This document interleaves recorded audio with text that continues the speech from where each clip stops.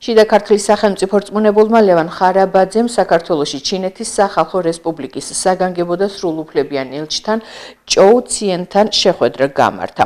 გაცნობიტი ხასიათის შეხვედრის ფარგლებში მხარეებმა ორმხრივი თანამშრომლობისა და ერთობლივი ინიციატივების განხორციელების პერსპექტივაზე იმსჯელეს. თავის მხრივ ელჩმა მადლობა გადაუხადა მასპინძლობისთვის და აღნიშნა, რომ ჩინეთის მხარე მზად არის განიხილოს კონკრეტული პროექტების მხარდაჭერის შესაძლებლობები რეგიონში.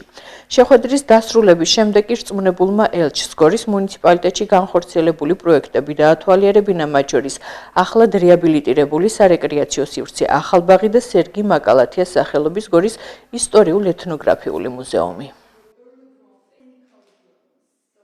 შიდა ქართლში გორის მუნიციპალიტეტში სტუმრად ყავს ჩინეთის რესპუბლიკის ელჩი, რომელიც დაინტერესდა ჩვენ ქალაქის განვითარებით, ინფრასტრუქტურული პროექტებით,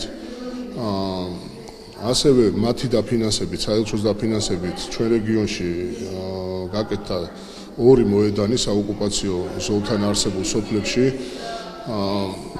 შევთანხმდით შემდგომ თანამშრომლობაზე. შეხვედრა იყო ინფორმაციული და გაცნობიტი ხასიათის. იმედი მაქვს, გავაგრძელებთ ურთიერთობას.